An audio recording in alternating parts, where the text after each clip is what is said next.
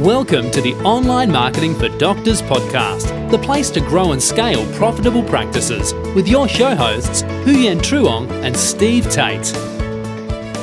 Hello and welcome to another Online Marketing for Doctors podcast. This is the first Australian healthcare marketing podcast channel designed to help motivated practitioners implement clever, effective marketing ideas to grow and scale their practice. My name is Stephen Tate and my co-host is Huyen Truong. Hello, everyone. Thanks for joining us today for today's very special podcast. We're very excited for the topic that we've got for you today. And joining us on the podcast to help us talk about this topic, Mr. Wouter Slettenhaar. Now, Wouter is one of the founders, along with Jasper Verbenga, of ChatPatient, a company that provides a managed 24/7 live chat service for websites, specifically for the medical industry, that ensures that you'll have somebody talking to your patients with the medical knowledge of an assistant, with the sales experience of a sales professional. Welcome to the show, Wouter. Thank you very much. Thank you very much for having me here today. No, we're excited to have you on the show. And because of Wouter's experience, the topic of today's show, what we're trying to address, is a topic that comes up quite a bit in our discussions with healthcare practitioners, and that's how to increase their new patient conversion rates using live chat on their websites. So we were fortunate enough to meet Wouter and look forward to sort of leaning on his experience in this industry to sort of help our listeners in this field. So Wouter, I was just wondering quickly if you just maybe tell us a little bit more about yourself and how you got started with ChatPatient. Sure. As said, my name is Wouter Slettenhaar. I'm one of the founders of ChatPatient. The reason why we founded it is I used to work and still partner now with Chrysalix, which is 3D simulation software specifically for plastic surgeons and other aesthetic health providers. And I've been doing that for 6 years when my role first as Sales Director for Europe and later Vice President Asia Pacific. I met plastic surgeons all over the world and saw their way of marketing and the way of talking and communicating with patients. While doing that, I saw that plastic surgeons are not always the best in doing the marketing conversion part, and there was really a gap. I also saw that most of the patients I saw are communicating, are trying to contact the surgeons after office hours, weekends. So really in conversion and in communication, there is a gap, and that's where we saw the need. So that's why we started ChatPatient. Yeah, great. Yeah, and I guess those gaps, is probably one of the reasons that a lot of healthcare practitioners are sort of reluctant to engage with it. So let's get into this maybe a little bit more deeper. How do you improve sort of patient conversion rates using live chat? Well, to start with, what we know is that on every website, and that's not different for aesthetics, the traffic is mainly outside business hours. So that means on evenings, weekends, especially Sunday is often very peak hours, as well as Monday evenings. The problem is that clinics are then closed. So already there is a difficulty. Somebody is willing and wants some information, but there's no live engagement possibility. So already just with that knowledge, you can increase your conversion ratio. But what we see is especially millennials, they don't want to talk anymore at all. They just, even when they're sitting next to each other, they're chatting on their phones and doing that. So you see that people are much more now, especially the young people, much more willing to chat than to talk. We see that people are online after business hours. and we see that then the clinics are closed. So that's part one. Part two is many researchers now show that if you cannot find within 5 seconds or within 2 clicks on the website what you're actually looking for, people go away. You got a bounce ratio. Right. And that's where we jump in. We can immediately live engage in just 1 click, whatever device you have. And B, just a live engagement is nice, but if you don't know the industry and you don't know the exact answers to the questions that people have, it's not helping either. Well, there's a lot to unpack there. Some very good information that you're providing here, especially about sort of the advantages that a lot of these conversations now that new patients are having are happening off hours. Which is also something that a lot of medical practices that we talk to are seeing, that they are frustrated using operating their own live chat service because they find that a lot of the chats are coming during non-business hours, and it's interrupting their dinner time, their private time, and they just they're frustrated and don't want to be involved. Yeah, we see that 70% of our conversions are usually outside business hours, so I can understand 70%, that. right? And do you have sort of examples of sort of typical results that you are seeing of, say, like a previous clients that were maybe had their own sort of live chat that they were running themselves, and what type of patient conversion rates they were getting to what happened when they started using ChatPatient? Yes, we have several cases of that. The ones that were already having a live chat service and were operating itself. And exactly as you just mentioned, there's 2 frustrations where they run into. A lot of it is outside the business hours, and they were either offline or they had to do it from home or something there, but the majority was just offline. And B, live chat engagement, much more than even on the phone or when people are in the clinic. It's because of patients can jump from one website to another. If you don't answer within a few seconds, they're already gone. And that's what they saw with the live chat. The person usually answering it was often the practice manager or the receptionist. And when she was on the phone or just talking with somebody, she already missed the chat. Right. And because of that, our conversion, and we have some testimonials for that, of course, we can prove it, but our conversion is really a lot higher compared to doing it in-house. Already just because of those two points. Yeah, sure. And definitely that's something that we've tried to stress on our podcast, even just about sort of keeping that quick, immediate response rate with any sort of lead that's coming through. You need to keep it warm quickly. There's just so many options online for people to just go to the next one.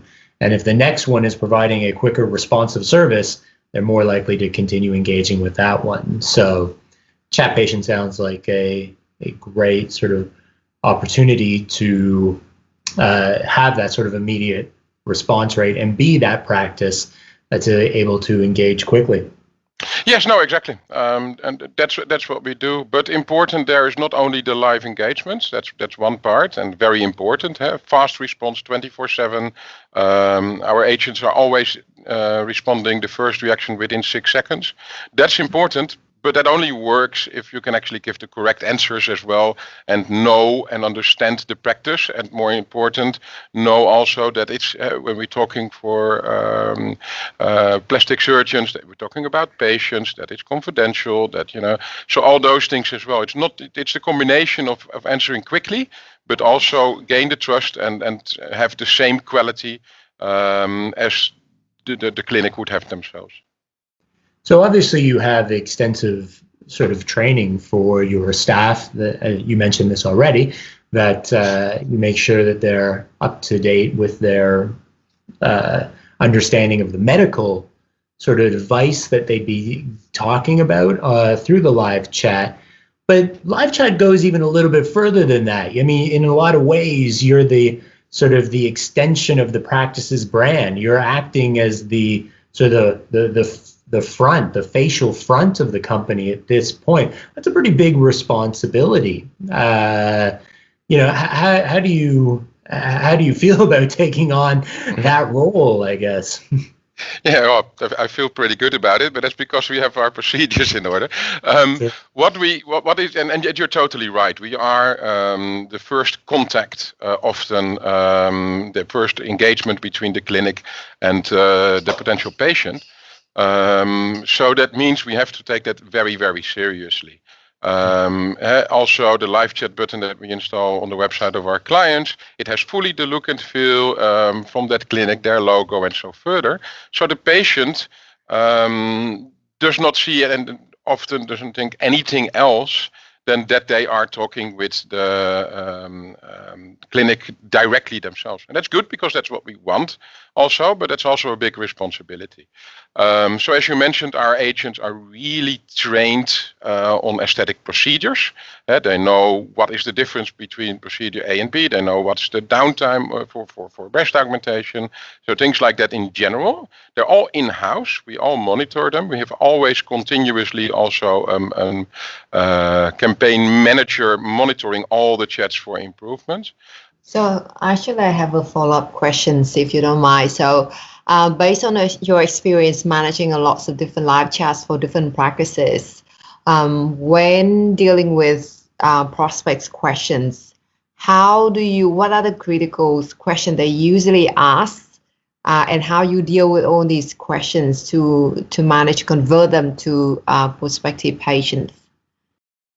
Yes. The three main questions asked are A is often downtime, B is availability, and C is maybe the first one, but that's price.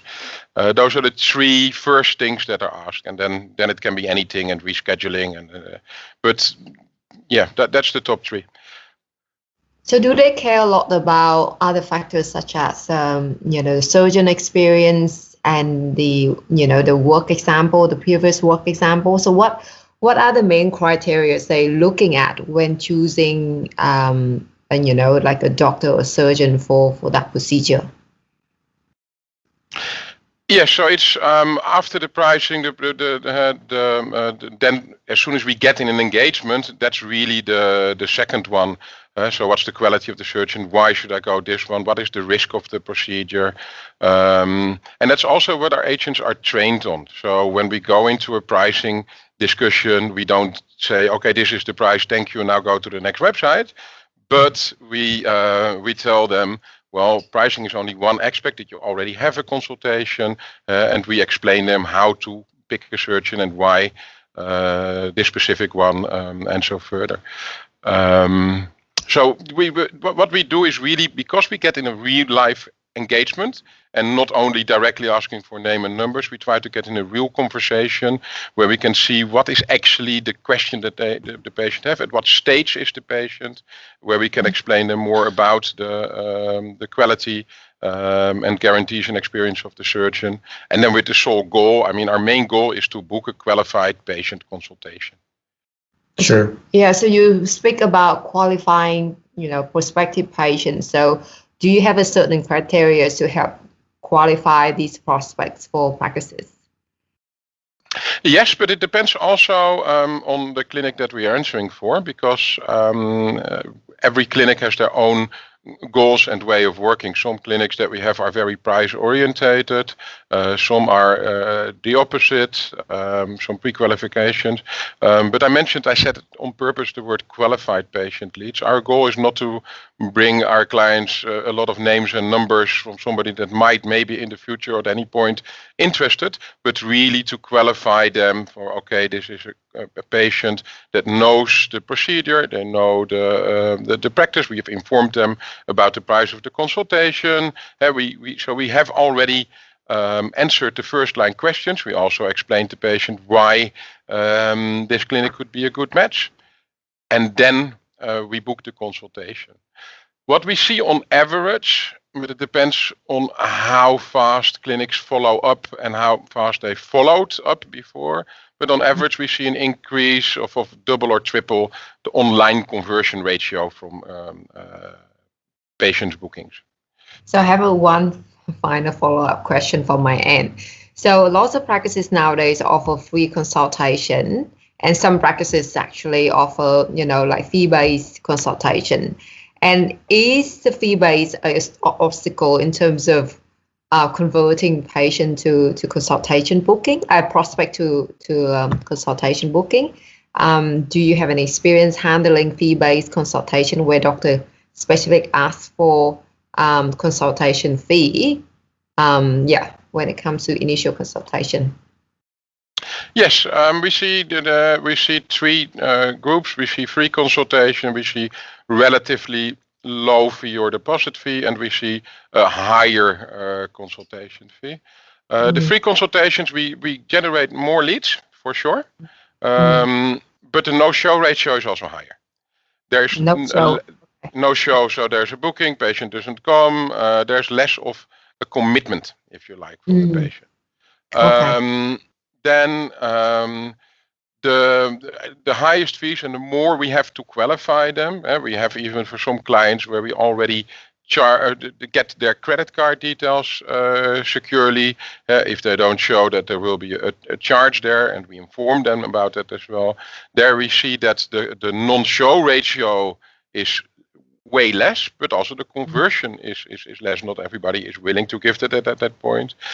And then we have the middle ones where sometimes it's also the credit card that we tell them, well, you'll be called tomorrow morning for your credit card details for $50 deposit. That happens as well.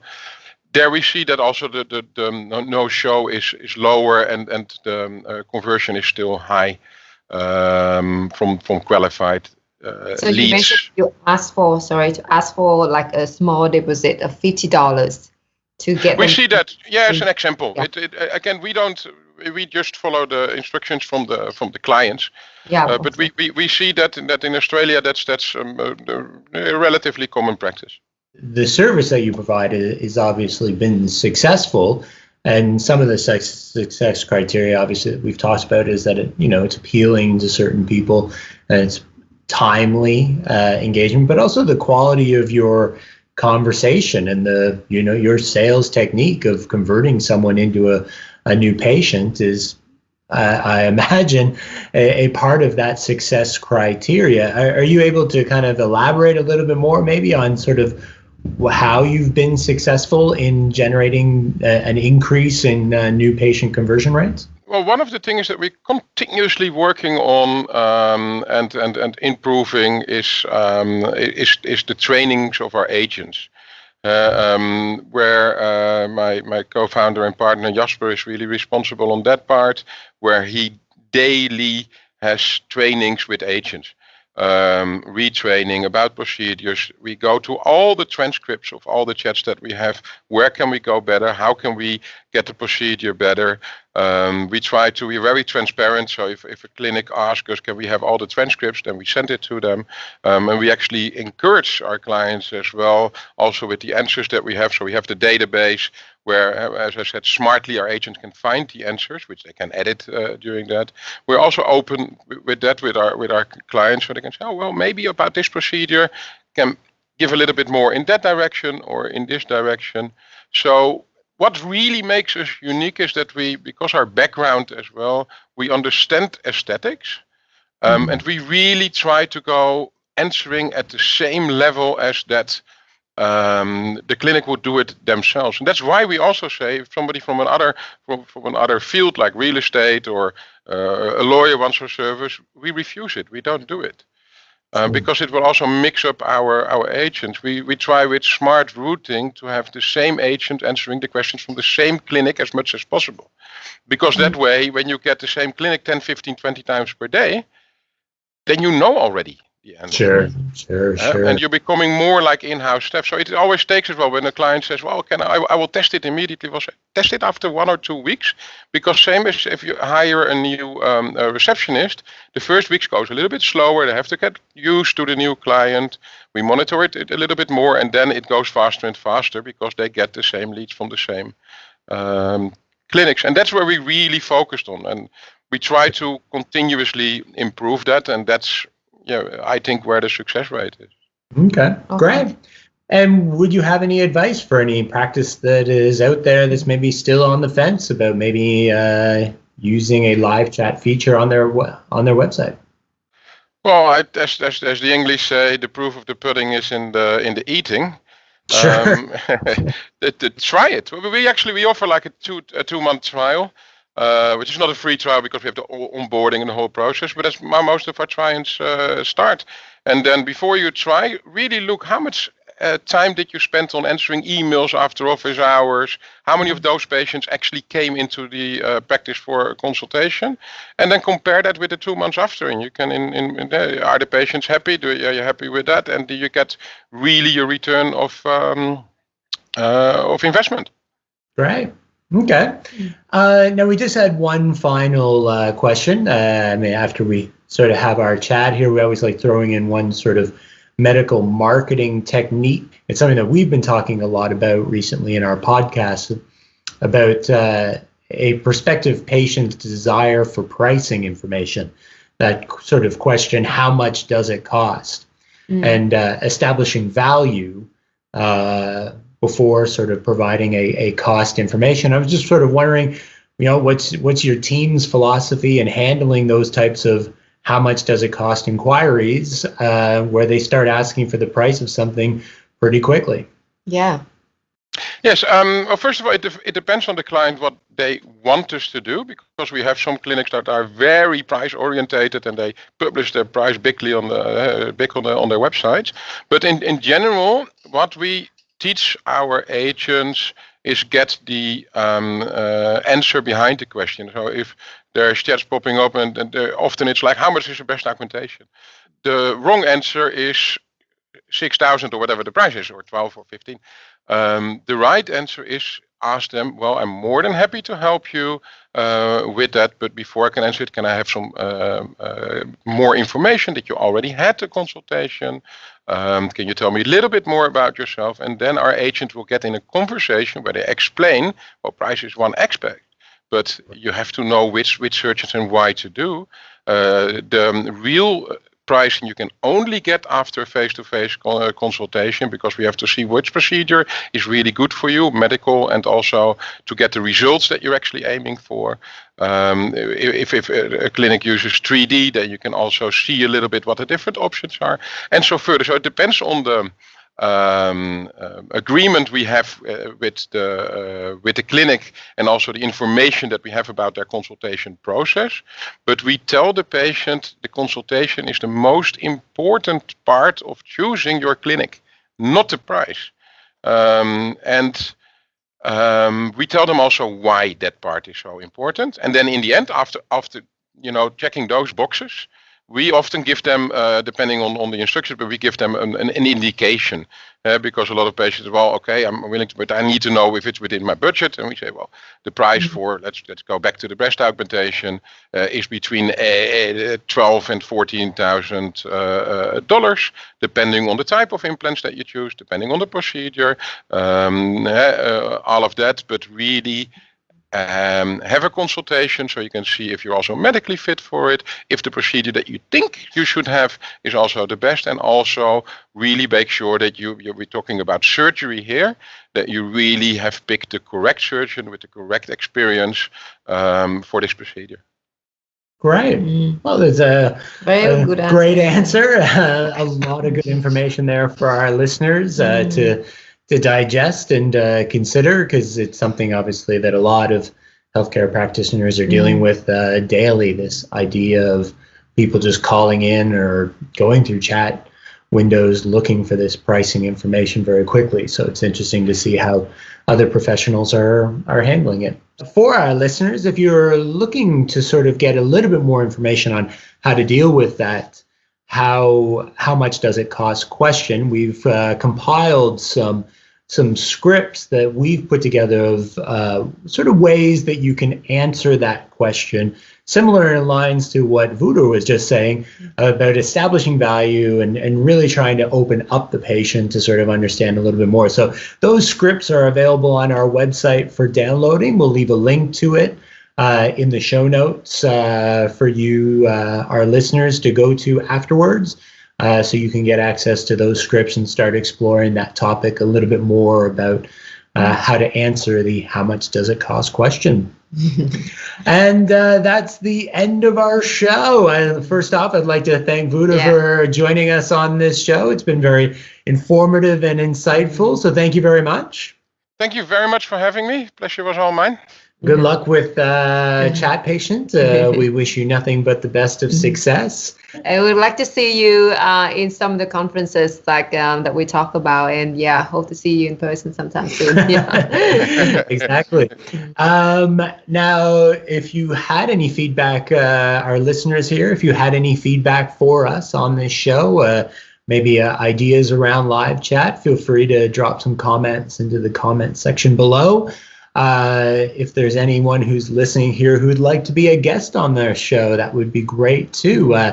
There's also a little question and answer survey in the show notes if you're interested in being a guest, and drop us a line through that survey, and we'd love to have you on the show.